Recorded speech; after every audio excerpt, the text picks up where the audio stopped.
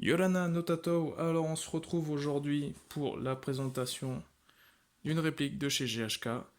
Si j'ai pas trop tourné les pouces, si je me suis pas trop touché la nouille, vous verrez cette vidéo dans la suite de la publication de l'unboxing.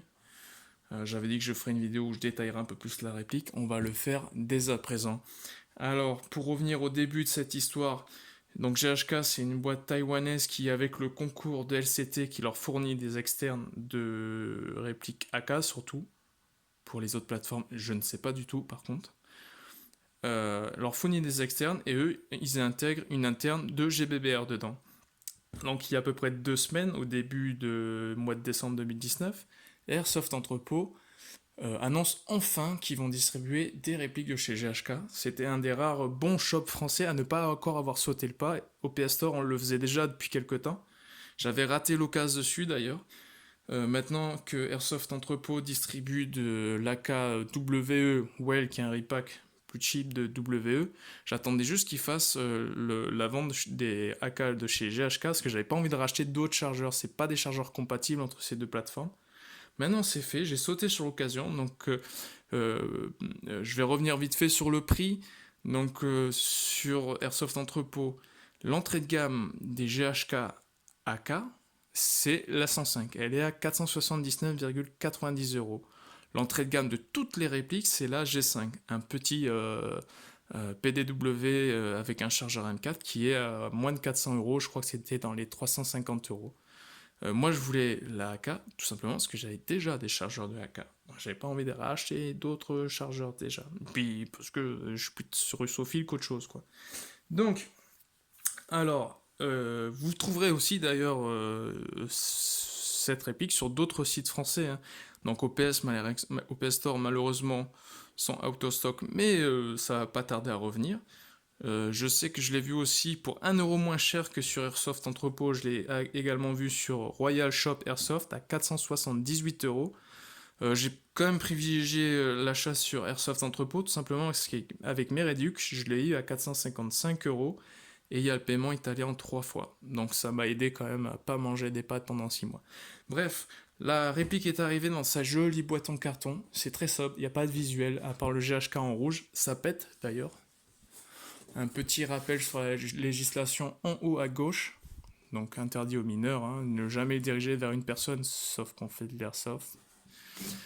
Sur la tranche, donc encore un rappel de GHK, de LCT qui sont partenaires quand même pour les externes AK, encore une fois, pour le reste je sais pas. Et la provenance, Made in Taiwan, boîte très simple, voilà. Intérieur, la réplique, elle arrive dans sa protection en polystyrène. Ça fait un peu chier, mais ça fait le taf. J'en ai partout dans les répliques, hein. Donc si vous la recevez, nettoyez-la. Avec ça, vous trouvez voilà, une petite feuille sur l'utilisation des répliques gaz et ou électriques. Mais bizarrement, le seul volet qu'il y a dedans, c'est pour les répliques électriques. Ah si, derrière, vous avez pour les répliques à gaz. Pas de mise au point, pas de mise au point. Achetez-vous des lunettes. Mais personnellement, je n'ai rien appris que vous ne connaissez pas dedans. Le petit manuel de chez GHK qui lui par contre est un petit peu plus complet, notamment sur les chargeurs, leur utilisation, comment désactiver l'arrêt de tir. On en reparlera un petit peu plus tard, comment l'entretenir aussi, les CIRS, en éclaté avec les pièces disponibles aussi, ça peut être sympa pour ceux qui veulent customiser, sachant que pour GHK, comme c'est du LCT en externe, il y a quand même beaucoup de pièces même en AEG qui passeront dessus, on reviendra aussi dessus. Un éclaté de la réplique, mais c'est pas celle qu'on va regarder aujourd'hui, celle-là c'est la K74SU je crois, sauf que nous c'est la 105, là, en grosso modo la AK74MN carbine, version raccourcie, avec est fourni un chargeur, forcément, 42 coups, c'est mieux quand même avec. Je vous déconseille de le charger à bloc, hein, pour éviter les misfeeds. Et vous avez un bibi loader avec son embout, mais honnêtement, c'est la galère à remplir avec, non pas parce qu'il est blindé de polystyrène, parce qu'il n'est pas adapté. Je vous montre en fait maintenant, comme ça ce sera fait. Le mieux c'est de se trouver ce genre de Bibi l'Odor. C'est très chiant parce que c'est très moche. Bon, moi j'ai marqué, si vous voulez, avec le nombre, j'ai étalonné avec le nombre de billes pour m'aider, voilà, 5, 10, 15, 20, 25, 30. Je l'ai mis en romain pour faire genre je suis un mec cultivé. Et c'est bien plus pratique de charger ces chargeurs avec ça. Mais vraiment, donc vous le trouverez sur plein de sites. Moi, je l'ai pris directement à Samoun. Je sais plus, je crois que ça a coûté 10 dollars. Je dis ça, j'en sais vraiment plus rien. Mais voilà, ça coûte que dalle. Et mais là, c'est la révolution à côté de cette merde. Donc ça, c'est un des must à prendre. Paf. On va virer sa petite boîte en polystyrène qui s'effrite partout. On notera quand même l'absence de deux choses qui étaient essentielles. La tige de débourrage, maintenant c'est rare d'en trouver une dans des packs, hein, que ça soit AEG ou gaz. Les constructeurs se foutent un peu de notre gueule là-dessus quand même. Ils pourraient les proposer avec quoi. Merde, Sima et Jingong le font depuis des années. Donc il manquait la tige de débourrage et la fameuse burette d'huile GHK qui est censée être une excellente tuile. Moi, elle était fournie avec la réplique que j'avais pris précédemment sur WGC. Là, elle n'était pas présente. Est-ce que c'est parce que c'est grosso modo la version abordable ou peut-être que Airsoft Entrepôt les a retirés? Je ne pourrais pas vous le dire. Je ne sais pas. En tout cas, il faudrait vous en trouver une quand même. C'est mieux pour l'entretien des joints, que ce soit de la culasse, enfin le nozzle, de vos chargeurs. Alors, ici, on a cette putain de réplique. Excusez-moi pour le coup, mais... Alors, c'est une réplique de l'AK-105. La 105, en fait, c'est une version carabine raccourcie de l'AK-74 MN, parce que je crois que c'est la version modernisée, avec des garnitures en polymère et une crosse rabattable et un petit rail sur le côté pour pouvoir mettre un rail que j'ai d'ailleurs là, voilà. On va voir ça tout de suite. Ça vous permet de pouvoir mettre des optiques au-dessus en fait. Donc, quand ça voudra se clipser, voilà. Si vous avez des optiques, vous pouvez les mettre. Bien sûr, il existe des top covers maintenant avec un ensemble rail sur tout le dessus. C'est aussi pratique. Donc c'est une réplique qui est majoritairement en acier. En fait, je vais pas vous dire ce qui est en acier, je vais vous dire ce qui ne l'est pas, ça ira plus vite. Le canon n'est pas en acier.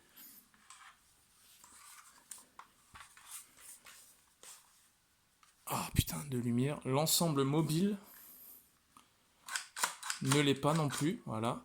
Et les circes à l'intérieur, donc le bloc détente, hein, n'est pas en acier, il est en aluminium. Malheureusement, je pense que c'est quelque chose qu'il faudra fiabiliser dans le temps pour éviter les casses. Je sais pas si ça casse beaucoup dessus, mais ça peut casser. Ensuite, l'avantage donc de ce type de réplique, donc ici c'est des fonctionnements à gaz, donc vous avez un réalisme bien plus poussé qu'avec des AEG, même si aujourd'hui maintenant il y a les AEG avec électrique blowback recoil, hein, donc avec un blowback électrique. Là c'est à gaz, donc vous avez quand même des sensations sympas. Vous avez un kick, surtout celle-là, hein, je l'ai essayé. Vous avez un kick vraiment intéressant, c'est Fandar. Donc on va faire un espèce maintenant de petit avantage et désavantage. Donc l'avantage, on a une construction très robuste, très proche du réel. Donc de l'acier et du polymère pour un poids quand même relativement bien contenu, 3,1 kg je crois. Pour une taille adaptée aussi. Donc vous avez un canon de 300 mm dedans, ce qui est quand même pas mal pour faire le taf en forêt, en bâtiment aussi si on vous y autorise. Vous pouvez y adapter énormément de pièces RS. Hein. Je vais pas vous les montrer maintenant, je vais le faire à la fin de la vidéo, on va se faire un petit kiff à la fin de la vidéo plutôt. Mais vous avez énormément de pièces de bonne qualité qui peuvent s'adapter dessus. Il faut juste vérifier la compatibilité si c'est GBBR ou AEG, mais même avec certaines pièces AEG, ça passe. Donc le réalisme, pour ceux qui collectionnent aussi, hein, est présent. Qu'est-ce qu'il y a d'autre en point positif? Moi je la kiffais donc je prise quoi. Il y a quand même, oui, je ferai l'éloge tout au long de toute façon de la vidéo, mais il y a quand même quelques points négatifs déjà. Alors, le crantage n'est pas RS. Ça, c'est du un tiers, c'est pas bon. Le RS, maintenant, elle s'était annoncée d'ailleurs sur la version AEG que il y aurait un quick detach spring pour la gearbox et qu'il ferait enfin des marquages RS en 2 tiers. Celui-ci étant la continuité du modèle de 2012, vous le trouvez pas dessus, quoi. Autre fail, on va dire, c'est la course de l'ensemble mobile. Il ne va pas assez en arrière. Normalement, il devrait reculer au moins jusque-là, quoi. Ça, c'est quelque chose que W a très bien répliqué. Comme je disais, non, je ne l'ai pas dit d'ailleurs, je vais venir. Il n'y a pas de ball catch dessus. Il y a un système d'arrêt de tir qui vient du chargeur. Ici, il y a un petit téton qui fait que ça ne tire plus quand il n'y a plus de billes. Il est désactivable. Moi, je sais que sur certains chargeurs, il s'est désactivé tout seul. On pouvait continuer à tirer même sans billes. Tant qu'il y a du gaz, ça marche. Mais il n'y a pas de ball catch. Alors, je le mets en point négatif parce que c'est un petit avantage aujourd'hui de l'avoir. Pour le rechargement, en tout cas. Mais c'est un faux point négatif parce que, évidemment, les Kalachnikov russes, à part certains modèles spécifiques, n'ont pas de ball catch. Quand il n'y a plus de balles dans un chargeur, la culasse ne restait pas en arrière, elle restait en avant, quoi. Seuls quelques, je crois que c'est plus que quelques, je crois que c'est les Kalachnikov chinoises qui étaient dotées d'un ball catch depuis la Type 56. Je préfère ne pas dire de bêtises, il me semble que les Kalachnikov chinoises en ont un. Donc ça c'était un autre point négatif, je crois que c'est un des seuls. Après si, bon, comme je vous ai dit, la tige de débourrage, tout ça, mais c'est une question de packaging. Non, voilà, donc j'aurais peut-être dû commencer par là, l'historique en fait, la 105. Pourquoi 105? Parce que après la chute de l'Union soviétique, la Russie s'est intéressée, parce que c'est la Russie maintenant, s'est intéressée à l'exportation de leurs armes. Donc il fallait trouver une nouvelle désignation, et je crois que ça vient de l'usine numéro 100, je sais plus comment elle s'appelle. Mais vous avez 101, 102, en fait c'est la K74 longue, MN aussi, mais dans une munition différente. Donc vous l'avez en munition, je crois qu'elle était la 101, c'est en 5,56 autant. La 102 c'est la même, mais avec le canon court. La 103 ça devait être, je sais plus moi, une plus longue, mais avec la munition 7,62 peut-être. Et la 104 avec le canon court, quoi. Oui, ça devait être ça. Donc la 103, en fait, ça devait être la K74 munitions 7,63. Je vais pas vous dire de bêtises, hein, mais grosso modo, les chiffres étaient en fait en rapport avec la munition, parce qu'ils l'ont proposé en munitions 5,56 autant, en munitions 7,62 russe, et en munitions 5,45, donc la munition russe actuelle par 39. Et il venait aussi avec la longueur du canon.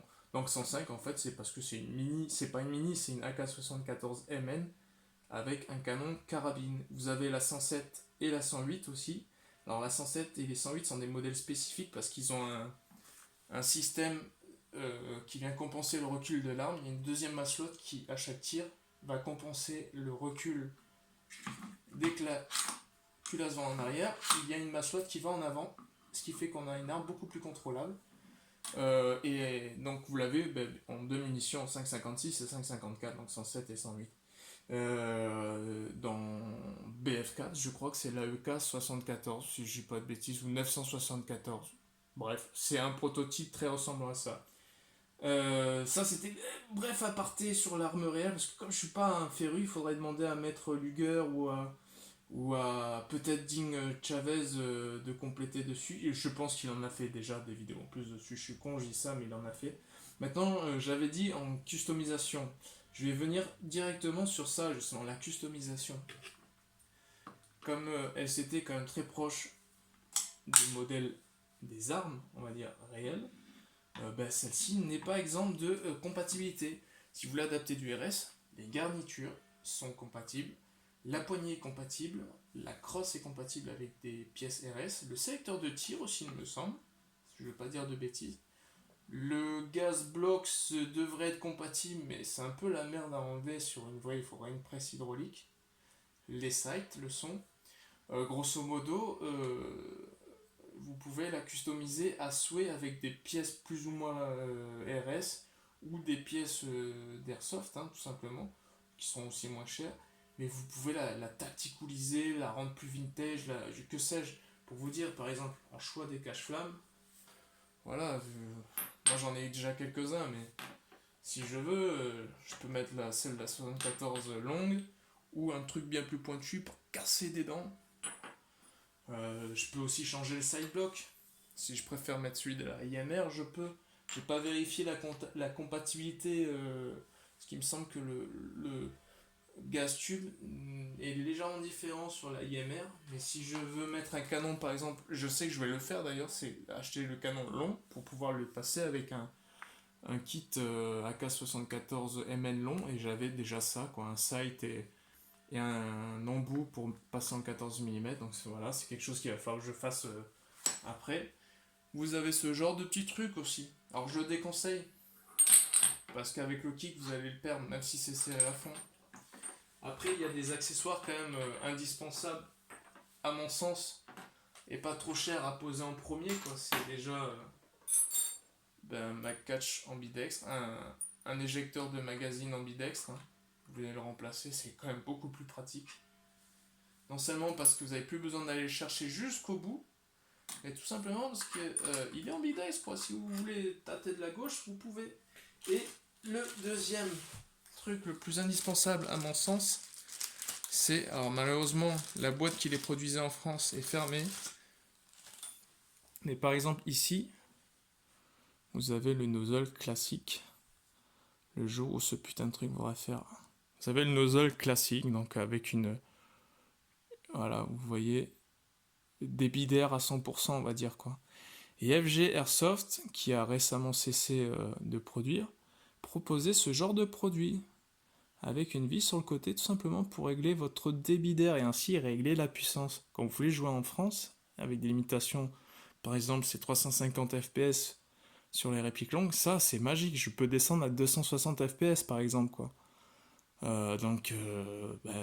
C'était pas très cher, en plus je crois que c'était une trentaine d'euros. Malheureusement la boîte elle a fermé, alors celui-ci était pété mais je vais pouvoir le réparer. Donc ça c'était l'indispensable à prendre déjà.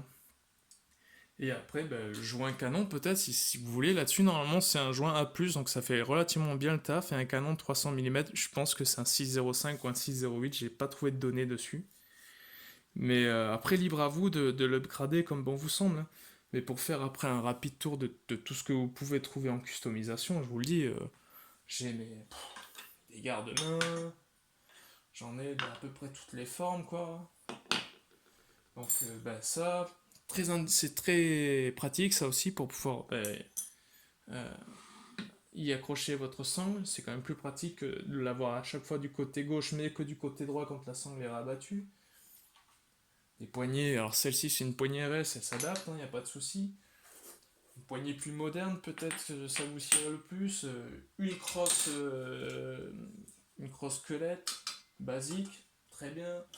Vous voulez un gas tube shield, très bien. Un accélérateur de cadence, il y en a un produit FG Airsoft aussi, malheureusement, qui n'existe plus. D'autres chargeurs, alors les chargeurs, j'avais pas fait de point dessus, mais celui-ci, c'est celui de mon HTS14 et il fonctionne dessus.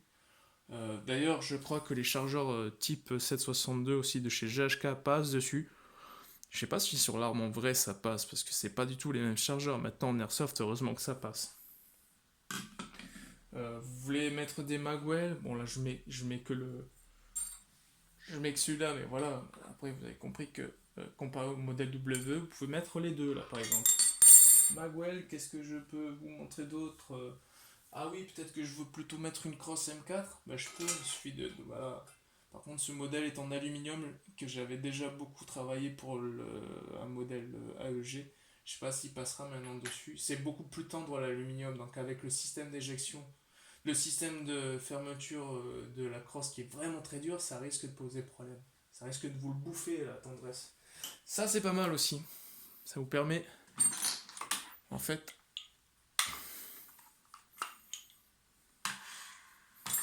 de venir hop, avec votre main gauche, quand vous êtes un tireur droitier, paf, de venir mettre l'ensemble mobile en arrière, vous faites votre rechargement, oula, que je fasse pas tomber, Et avec un petit H4 là, paf, ça ramène la culasse en avant, ça rechambre une bille, et vous êtes reparti, comme au 14. Et puis si le jour où ça vous gonfle vraiment, hein, d'avoir la 105 et que vous préférez la 103, je crois, vous mettez un canon plus long, pouf, avec le gaz tube qui va bien, le cache flamme qui va bien, vous avez une nouvelle réplique. Vous préférez une réplique plus courte? Eh ben il y a plus court, bougez pas. C'est ce que je voulais vous montrer, c'est que si moi ça me casse les couilles la 105 par exemple,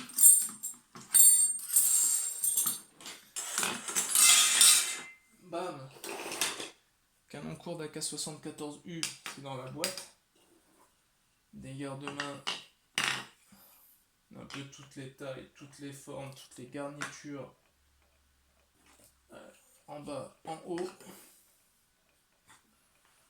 Et bien sûr, du coup, il vous faudra un autre ensemble mobile parce que la tige n'est pas la même longueur. Je vais vous le montrer directement maintenant. C'est vrai que j'avais pas fait de petit. Donc, comme vous pouvez le voir, hein, il y a 0 jeu dans la crosse, un léger dans le garde-main, mais hop, ça se rabat sur le côté gauche. Ah putain, elle est résistante en plus, hein. Elle se retient, on va dire. Paf. Je retire le ressort récupérateur. Ah, le buffer. Il est dur aussi à mettre, mais c'est parce qu'il est neuf. Je retire, voilà, la tige. On voit la différence, 105, 74. Cependant, il faut que vous le sachiez, quand vous la recevez, c'est quelque chose que j'aurais dû dire depuis le début, je suis désolé. Mais c'est très sec. Il y a zéro lubrification où elle a été toute bue lors du transport et du stockage, mais c'est très très sec. Hein. Donc je vous conseille de faire un graissage complet. Hop. Oh. Vous avez ici le bouton. Ce qui est bien, c'est que la crosse est encore très serrée, ce qui fait que même si vous voulez l'ouvrir, elle risque pas de vous revenir dans la gueule. Il n'y a pas un pet de jeu, quoi. Paf. Voilà, c'était ma petite présentation un peu décousue, faite de tout et de rien. Je vais vite remettre ça en place. Et on va conclure avec un espèce de visuel de la réplique que j'aurais dû faire depuis le début aussi. Mais j'étais pressé de la faire pour pouvoir la customiser. Surtout, je vous le cache pas que j'avais envie de mettre tous les accessoires, là, d'essayer lequel me tirait le plus. Mais oui, je ne peux que conseiller à ceux qui cherchent une réplique de qualité, avec des matériaux de qualité et des performances, de très bonnes performances, voilà, bah de vous tourner vers ce genre de produit, bien sûr. Je ne sais pas si ça vaut plus la peine qu'un WE ou autre. Tout ce que je sais, c'est que ça, c'est d'excellentes cams, à un prix certes élevé, avec des accessoires certes élevés. Mais si c'est ce que vous voulez, foncez-y. J'essaierai par la suite de poster différentes photos ou un montage, par exemple, de la réplique avec l'ensemble des accessoires qu'on a vus, par exemple, là, monté dessus. Je vous promets pas que ça soit rapide, mais on fera ça. Voilà, sur ce, je vous dis nana et à la prochaine.